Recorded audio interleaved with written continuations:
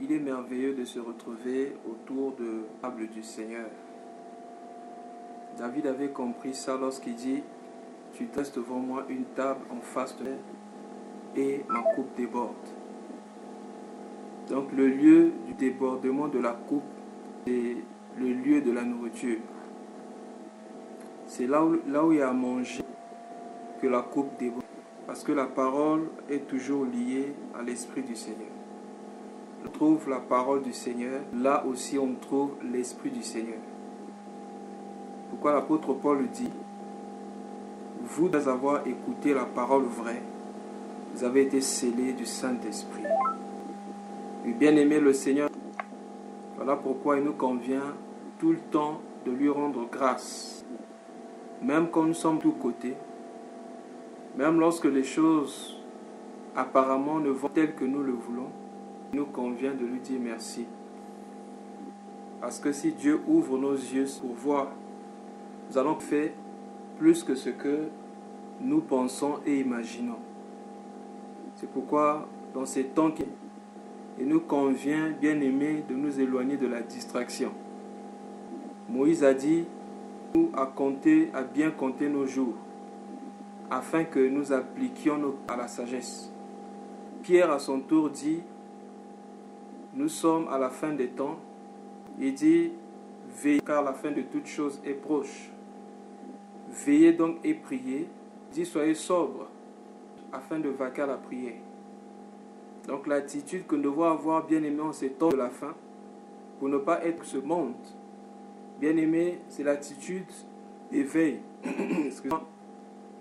Nous devons prier.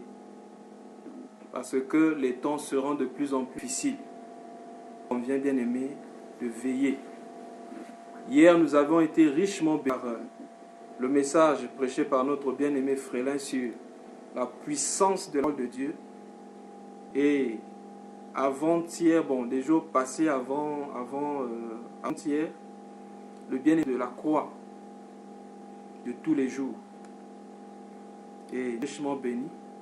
Je n'ai pas encore pu mettre des vidéos sur Facebook, mais je crois que sur le mur, ici sur Skype, nous les avons placées. Si le Père fait grâce, dans les jours à venir, nous pourrons mettre toutes ces vidéos-là. Alors ce soir, nous allons revenir à notre thème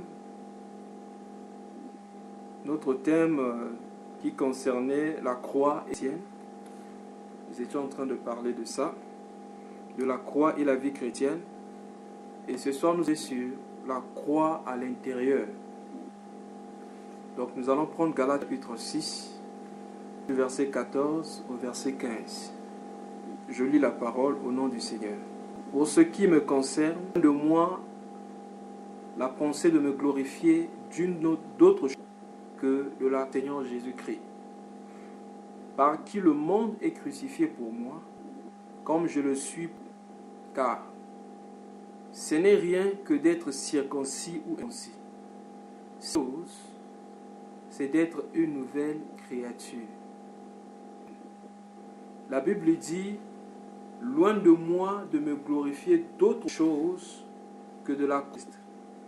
Pour comprendre la réaction de Pierre, nous pouvons venir au verset 11. Il dit, voyez avec quelle grande lettre je vous ai écrit ma propre main.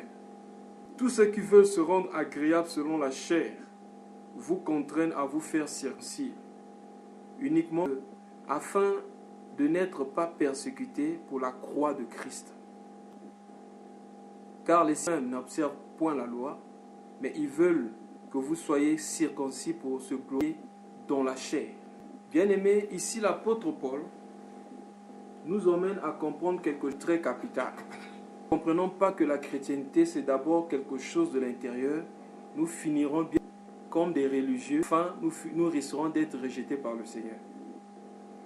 L'apôtre Paul aux chrétiens de Corinthe, 1 Corinthiens chapitre 15, les 3 premiers versets, il dit ceci.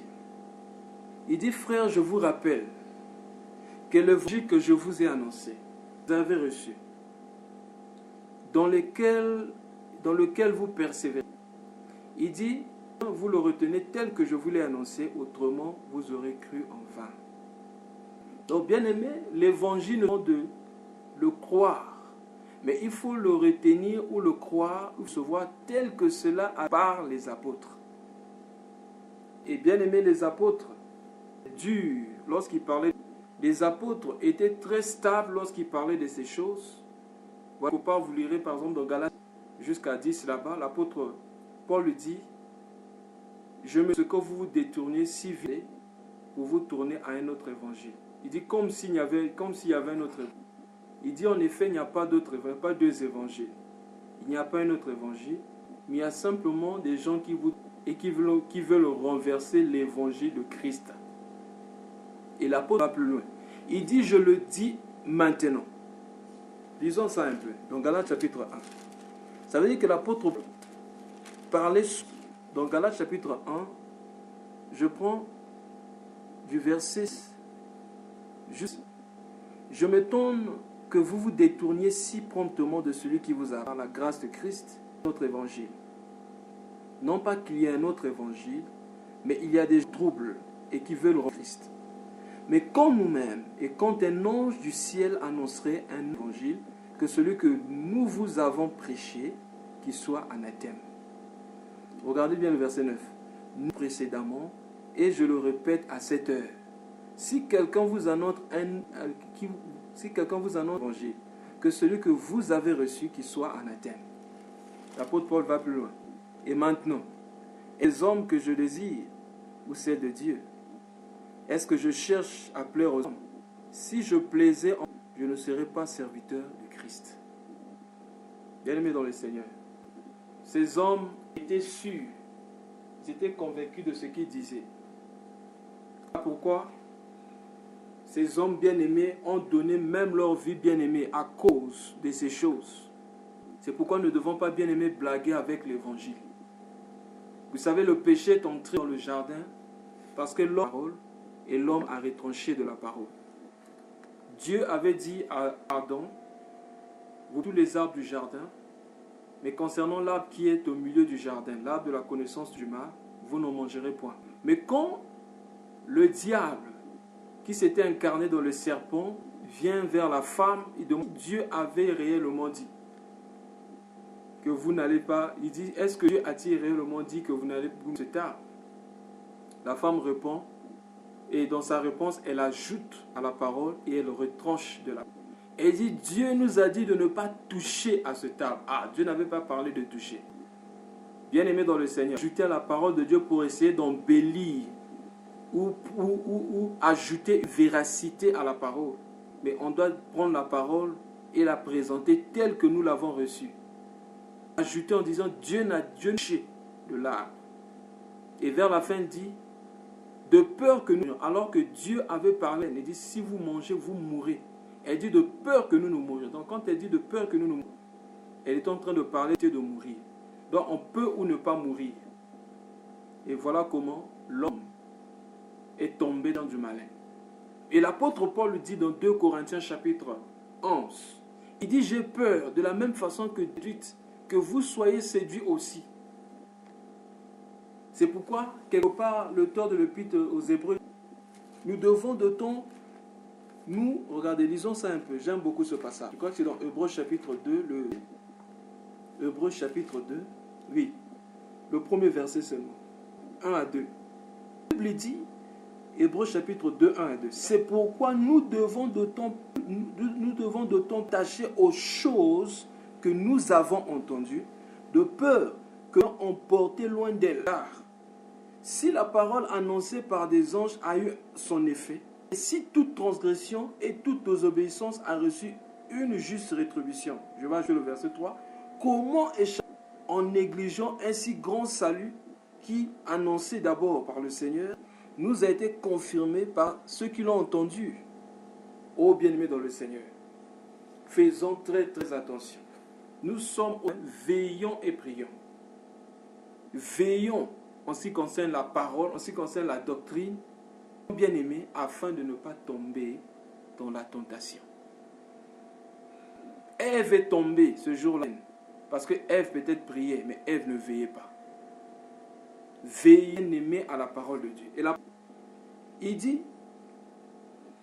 pour ce qui me concerne, loin de moi de me fier d'autre chose que de la croix de Jésus-Christ.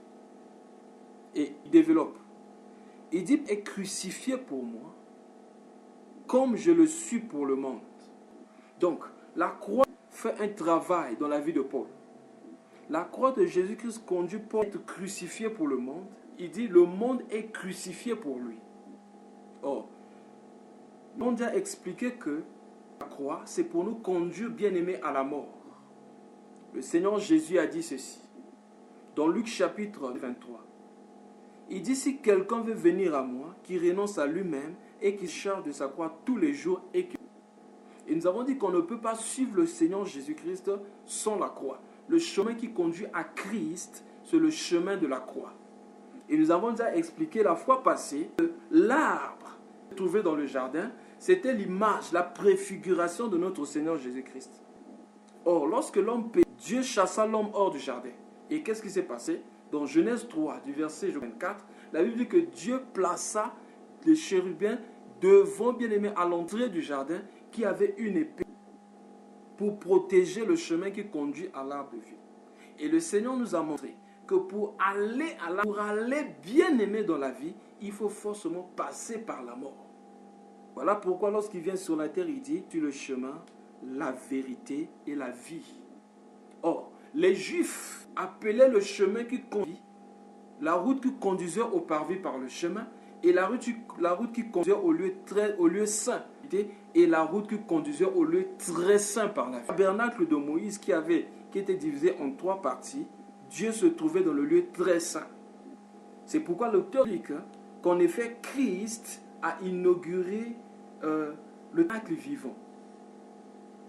Christ a inauguré le tabernacle vivant. Dès qu'il est rentré dans le Saint des Saints, il a inauguré un tabernacle qui n'est pas fait de main d'homme, mais un tabernacle vivant. Il est rentré dans le ciel même. Dans le ciel, il a fallu bien aimer une chose, que notre Seigneur Jésus-Christ passe par la croix. Sans la croix, il ne pouvait pas entrer bien aimé dans ce tabernacle. Et la Bible dit, s'il a inauguré, il aimait un chemin à suivre. Donc, si nous voulons aller vers Dieu, si nous voulons rentrer dans la présence de connaître le Seigneur, bien aimé, il nous faut bien aimé prendre le même chemin. L'homme est tombé dans le jardin, il y a eu le mur de l'inimitié qui s'est levé entre l'homme et Dieu.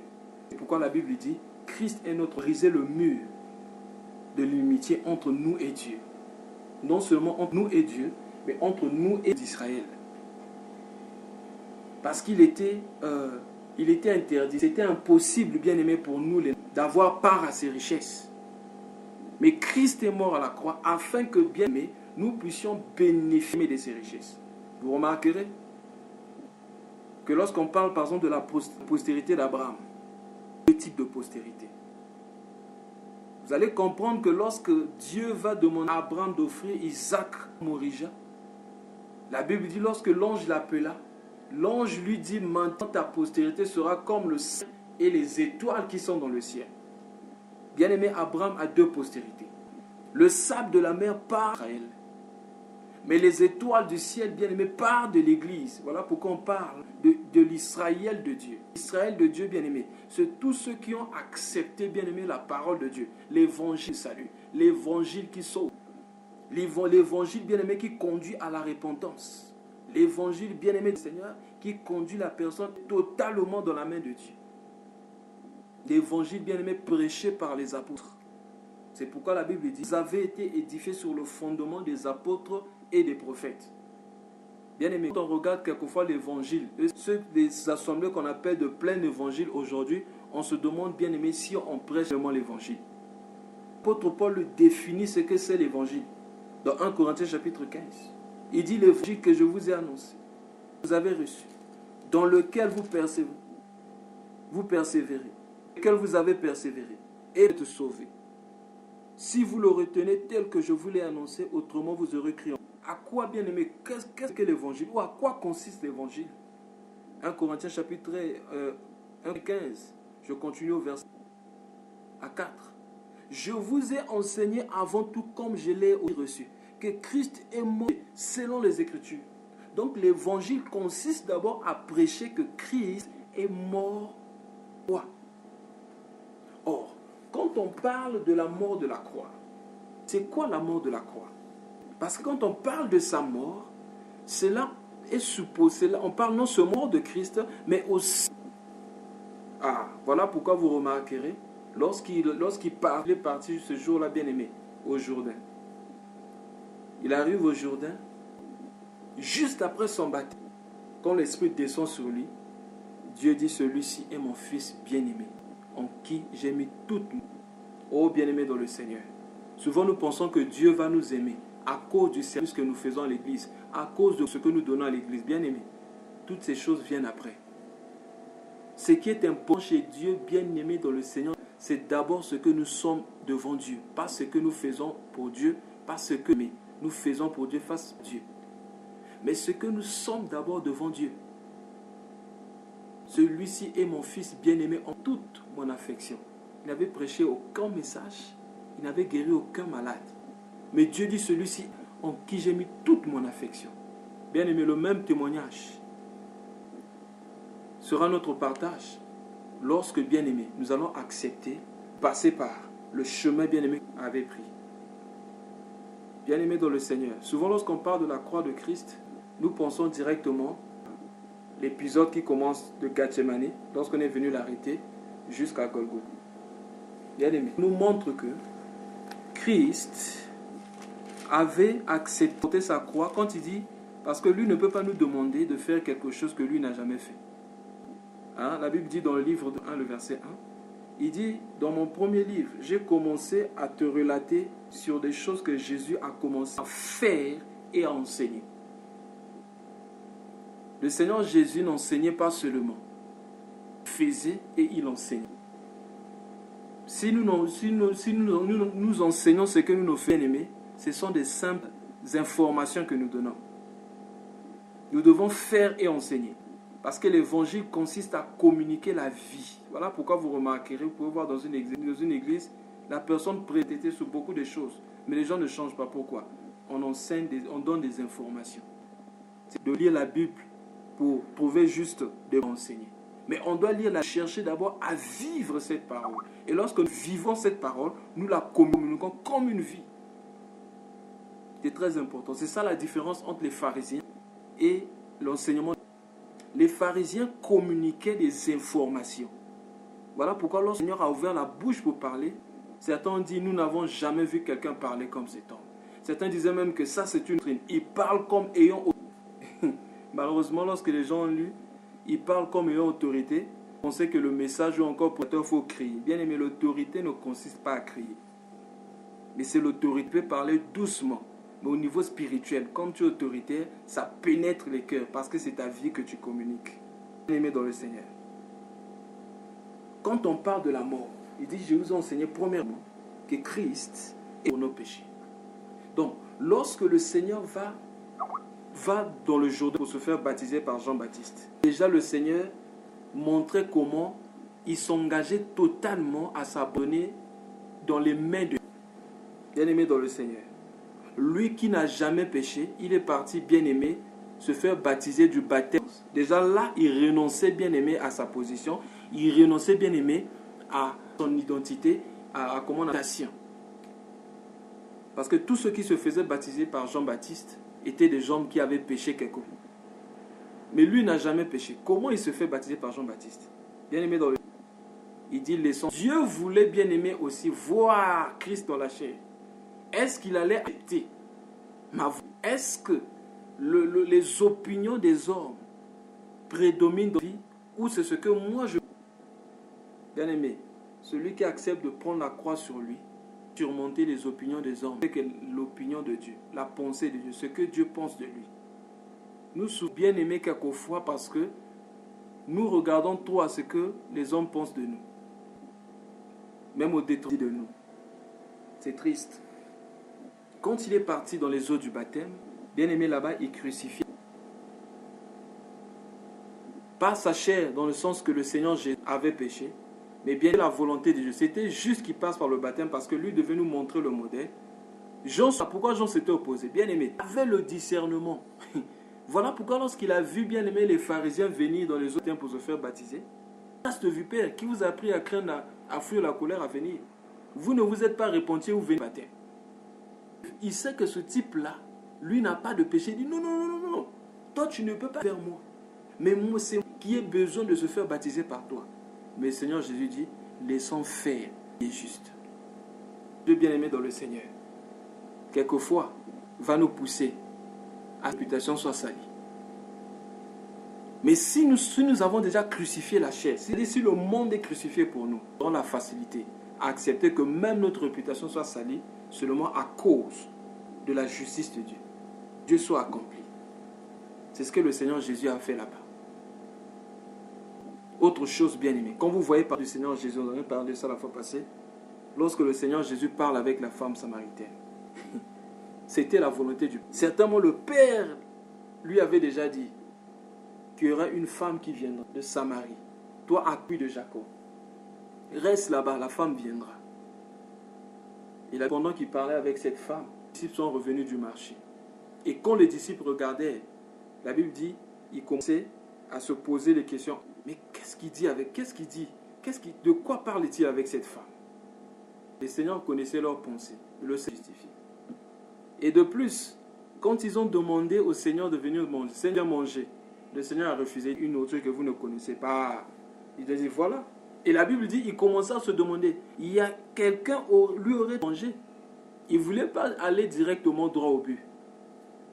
Certainement, il soupçonnait quelque chose. C'était bien aimé la volonté de Dieu. Le Seigneur Jésus a accepté ça. Gloire au Seigneur. Le Seigneur Jésus ne se justifie, mais Dieu l'a justifié. Quand cette femme est partie, elle est revenue avec bien aimé, foule qui venait de Samarie. Les disciples ont su que c'était la parole de Dieu. Les disciples ont su que cela concernait la mission du Seigneur. Bien aimé dans le Seigneur.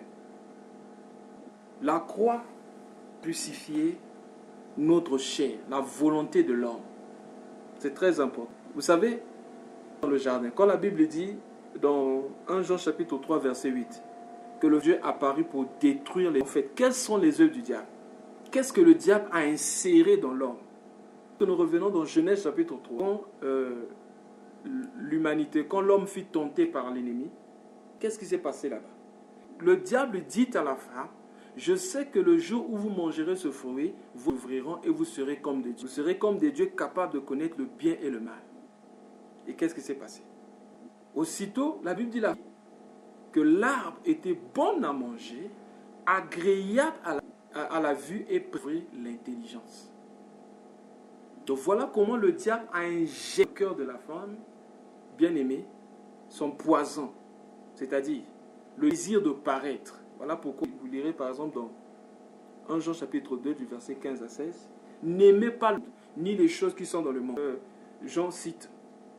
En effet, la convoitise des yeux, la convoitise de la chair et la vie ne viennent pas du monde, mais ces trois choses ne viennent pas du Père, mais viennent du monde.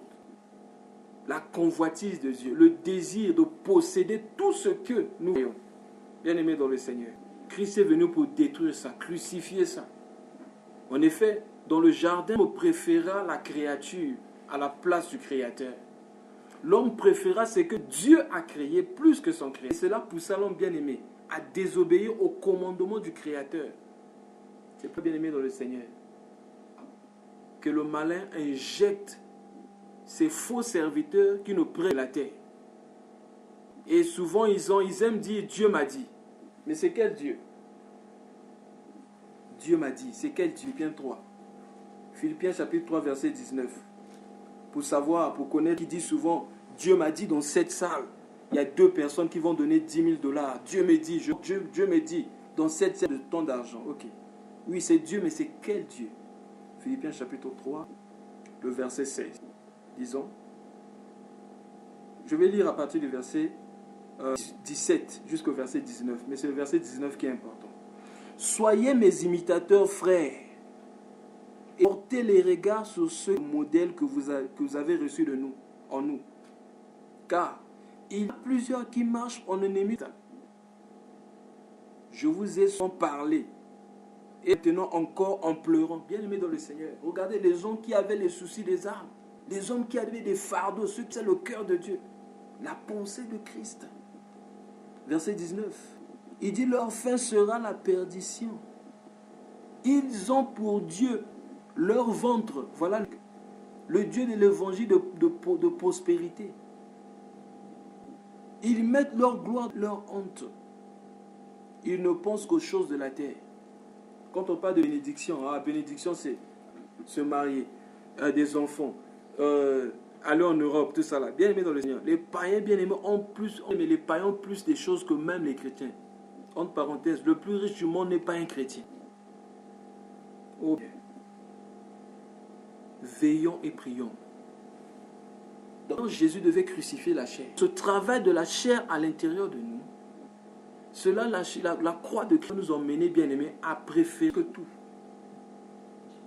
En effet, lorsqu'on lui a posé la question, commandement le plus grand, il dit, tu aimeras l'Éternel ton Dieu de tout ton cœur, de toute âme et de toutes tes forces. Voilà le premier, le plus grand. Et voici un second qui lui est semblable, tu aimeras ton prochain toi-même. La Bible dit que la femme vit que l'arbre était bon à manger, agréable à la vue et précieux à l'intelligence. L'homme trouva son plus grand plaisir hors de Dieu. Et l'homme préféra que le Créateur. Voilà comment plusieurs chrétiens aujourd'hui aiment ce qui cherche de Dieu plus que Dieu lui-même, le Seigneur.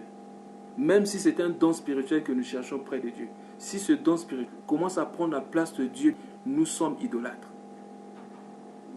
Tout ce qu'il nous faut, c'est d'aimer bien-aimé au-dessus de tout. Voilà pourquoi le Seigneur Jésus-Christ disait, si quelqu'un veut venir à moi, au verset, je crois que c'est 14, à partir du verset 25 à 27 là-bas, il dit, si quelqu'un veut venir à moi, il n'est pas capable de haïr, pas de la relation, tous ceux qui sont, tous ceux qui nous sont intimes. Il dit, s'il n'est pas capable de sa mère, ses frères, ses soeurs, ses enfants, il dit, même sa propre chair, il n'est pas digne de moi. Si nous ne sommes pas capables de laisser quelque chose à cause de Christ, parce que nous appartenons à Christ aimé, nous ne sommes pas. Si nous ne sommes pas capables de crucifier le monde avec ses plaisirs, le monde avec toutes ses tâches, le monde, bien aimé, les honneurs, bien aimé, nous ne sommes pas encore prêts d'être des disciples de Christ. Et l'apôtre, que ce n'est pas le fait d'être circoncis qui est important, mais c'est d'être une nouvelle créature. Bien aimé, la circoncision, c'était un signe externe, parce que c'est ce que Dieu donna à Abraham, un signe d'alliance avec son peuple. Et les Juifs prenaient cela comme... parce qu'ils n'avaient pas compris que c'était un changement de dispensation. Plusieurs voulaient toucher dans la loi, pratiquer la loi de Moïse. Pratiquer la loi de Moïse. Et si tu n'es pas circoncis, tu ne peux pas être agréable à Dieu parce que c'était le signe de l'alliance de Dieu. Mais l'apôtre Paul explique que cette circoncision ne doit pas être une circoncision simplement de l'extérieur, mais ça doit être une circoncision du cœur, le changement de cœur, le renouvellement de l'intelligence. Il devient une nouvelle créature. La Bible dit celui qui est en Christ est une nouvelle créature. Dans d'autres versions, on parle d'une nouvelle. Les choses anciennes sont passées. Voici, toutes choses sont devenues nouvelles. C'est très important de comprendre ces choses. Car en effet, de la même façon que le premier Adam s'identifia lorsqu'il vit Ève pour la première fois par rapport à son intérieur, le second Adam aussi s'identifiait à Ève de la fin des temps par rapport à son intérieur également. Car en effet, lorsque la première fois, il dit, voici cette fois-ci. Adam n'a pas commencé par la chair. C'est par l'os de l'intérieur. Ensuite, chair de ma chair. On la femme. La conversion ne commence pas par l'extérieur, mais la conversion commence par l'intérieur. Si on est transformé, l'extérieur. Mais qu'est-ce que les religions enseignent? Il faut porter des habits, il faut s'habiller comme ceci. Voilà pourquoi plusieurs personnes, dès qu'ils changent de milieu, leur façon de s'habiller change. Ils perdent bien la pudeur qu'ils avaient. Pourquoi? Parce que le cœur n'était pas transformé. La religion, la religion représente l'ensemble des efforts que l'homme peut faire pour chercher à plaire à Dieu. Mais la relation, bien, Dieu descend dans sa gloire, il transforme le cœur. il te donne une nouvelle vie. Et tu marches de vie. Bien-aimé dans le Seigneur, l'apôtre Paul explique qu'en réalité, lui ne peut pas se glorifier que de la croix de Jésus-Christ. Il dit, loin de moi, glorifier d'autres choses. Croix de Jésus-Christ. Par qui le monde est crucifié pour moi et je le montre. Bien-aimé, est-ce que le monde est crucifié pour toi? Est-ce que le monde est crucifié pour moi? On peut dire oui, mais se révélera dans notre façon de faire. L'apôtre Paul a dit, je vous en parle, compassion de Dieu, Romains verset 1 à 2, à offrir vos corps comme un sacrifice vivant, ce qui sera de votre part incurable. Ne vous conformez pas au siècle présent, mais soyez transformés par le renouvellement de l'intelligence, afin que vous discerniez quelle est la volonté de Dieu, ce qui est agréable et parfait. Bien-aimé dans le Seigneur, est-ce que le monde est crucifié pour moi? Est-ce que le monde est pour toi? Si ce n'est pas le cas, ça veut dire que la croix de Christ n'a pas encore fait son travail. Car lorsque la croix vient dans notre cœur, la croix vient nous libérer, bien-aimés, de la façon dont le monde voit les choses. Parce que c'est différent. L'esprit du monde ne peut pas cohabiter avec l'esprit de Dieu. Je vais prendre des exemples, un exemple simple de la vie de tous les jours. Quand la croix vient dans notre vie, la croix nous libère de l'esprit des griffes. Ah, moi pour seulement telle griffe.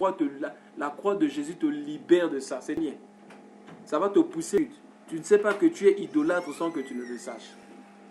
Hier, nous idolâtres, on adorait les Lévis, on adorait les griffes comme Adidas, on adorait les griffes comme Nike. Bien-aimé dans le Seigneur.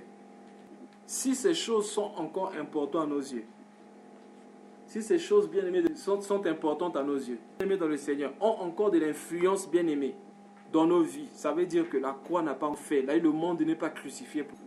Le monde n'est pas encore mort pour nous. Non, moi, pour m'habiller, il faut seulement tel habit, il faut seulement telle griffe.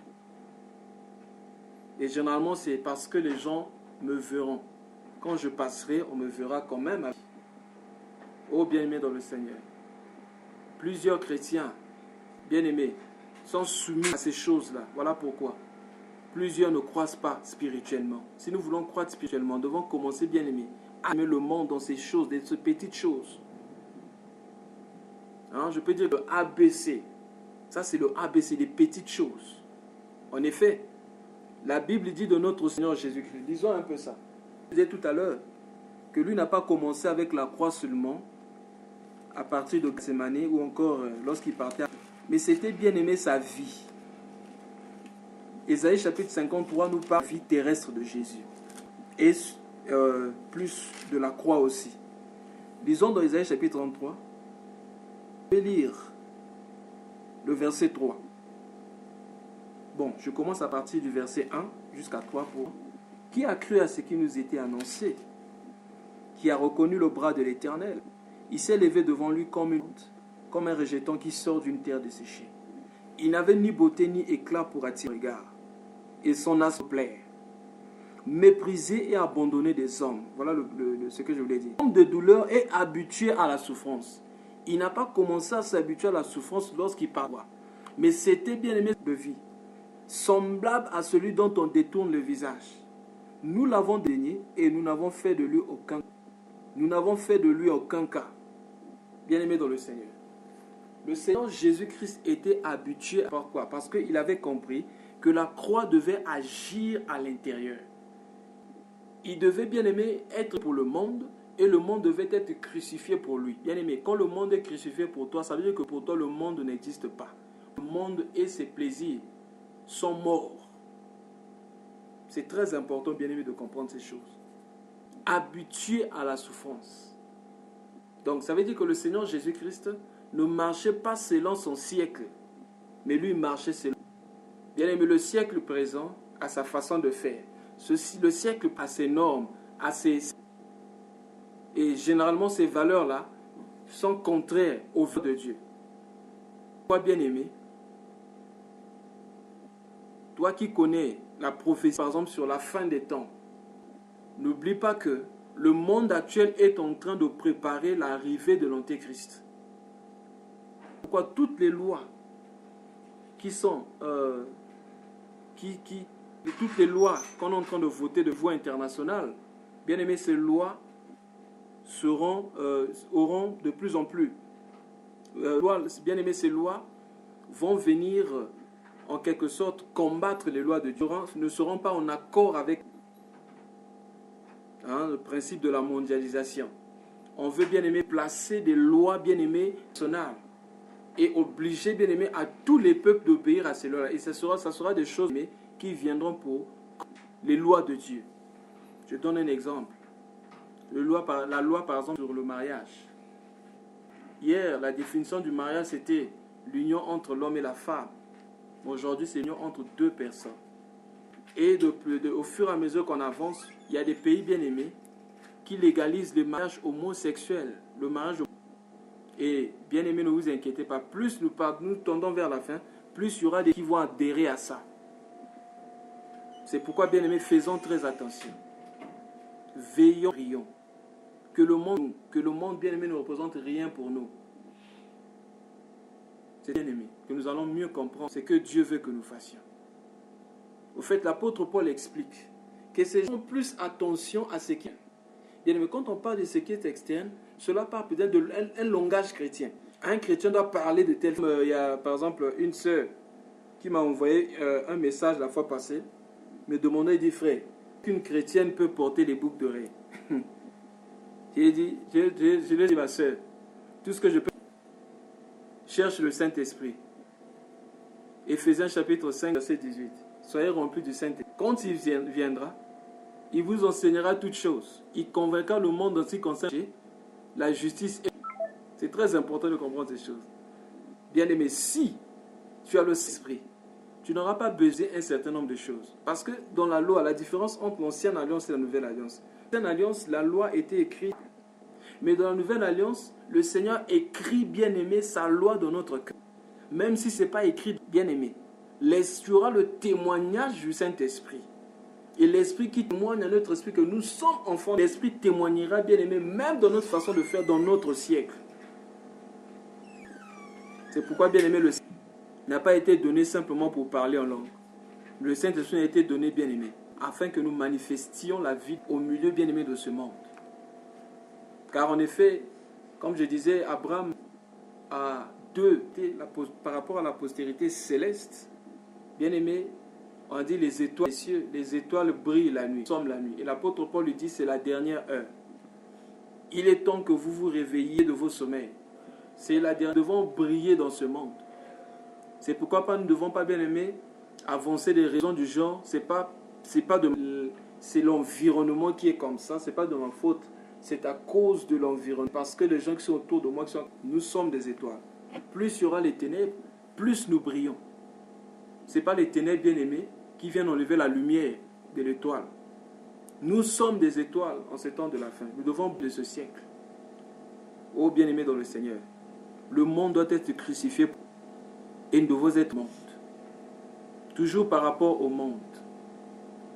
La Bible dit ce que le Dieu considère comme, c'est ce que le monde considère comme une folie. Ce que le monde considère comme une force, c'est ce que Dieu considère comme faiblesse. Et ce qui est fort, considéré comme une force chez Dieu, c'est ce que considère comme, plutôt je dirais, ce que le monde considère comme une faiblesse, c'est ce que Dieu considère comme fort. Je donne un exemple. Par exemple, prenons par exemple l'humilité. L'humilité est considérée dans le monde comme une faiblesse, alors que c'est une grande force. La simplicité est considérée comme une faiblesse. Quand tu es simple, on pense que tu es faible. Mais la simplicité aux yeux de Dieu, bien-aimé, c'est une force. C'est pourquoi la Bible dit dans 2 Corinthiens chapitre 11, le verset, je crois, 3, où il dit que j'ai peur que vous soyez séduits la simplicité à l'égard de Christ. Bien-aimé dans le Seigneur. La vision par rapport au monde, l'homme aime être respecté. Mais notre Seigneur Jésus, il était égal à Dieu. Il n'a pas voulu faire de cela une proie arrachée, mais il s'est dépouillé lui-même. Lui, le créateur de tout. Lui qui va s'asseoir sur le trône du jugement, le trône du grand trône, sur le grand trône blanc. Il a accepté d'être jugé par la créature. Lui, bien-aimé dans le Seigneur, créateur de tout. il a accepté de laver les pieds de ses apôtres. Il dit, ceci c'est pour vous enseigner. Si le monde, la façon dont le monde marche à nos yeux, bien aimé, il sera difficile d'être agréable à Dieu. Et du coup, nous risquons d'être des chrétiens mondains, des chrétiens qui marchent dans le monde, selon le monde, qui vivent dans le monde, qui sont du monde sans qu'on ne le sache. Le Seigneur Jésus, en chapitre 17, il dit, je ne te prie pas de les ôter du monde et de les préserver du mal. Il dit, car moi je ne suis pas du monde, aussi nous ne sommes pas du monde. Nous sommes dans le monde, mais nous ne sommes pas du monde. Bien aimé, le monde et nous, chrétiens, nous qui sommes du corps de Jésus, c'est comme le bateau dans l'air. Le bateau, bon, mais la mer dans le bateau, bien aimé, conduit à la mort. Nous sommes le temps. Nous, dans le monde, c'est bon. Mais quand le monde pénètre en nous, c'est la mort spirituelle qui arrive. Mais veillons et prions. Par rapport au monde bien-aimé dans le Seigneur, le monde généralement aime l'honneur. L'homme mondain aime être honoré. Quand il n'est pas honoré, il se sent mal à l'aise. L'homme mondain aime être adoré. Vous savez, il y a plusieurs choses bien-aimées que nous faisons. Et qu'au fond, nous ne savons pas que nous cherchons des hommes. Il y a des gens qui sont scandalisés seulement parce qu'on ne leur a pas souhaité un joyeux anniversaire. Ah, on a oublié mon anniversaire. Vous voyez la personne être scandalisée, la bien-aimée être seulement parce qu'on n'a pas souhaité un joyeux anniversaire. Bien-aimé dans le Seigneur, nous cherchons encore l'honneur des hommes. Même la reconnaissance des hommes. Le système du monde fonctionne encore en nous. Est-ce que vous savez que même attendre, chercher un remerciement, c'est chercher l'adoration. Seul Dieu est digne, bien-aimé, de recevoir les actions de grâce. Mais tu as fait quelque chose de bien, parce que la personne ne t'a pas dit merci, tu es choqué. Ça veut dire que ton cœur, ta pensée, c'est-à-dire que ton système de pensée est encore soumis à l'esprit du monde. Bon, nous arrêter là pour aujourd'hui. Si le Père fait grâce, nous allons continuer prochainement. Que le Seigneur nous aide tous. Amen. Amen.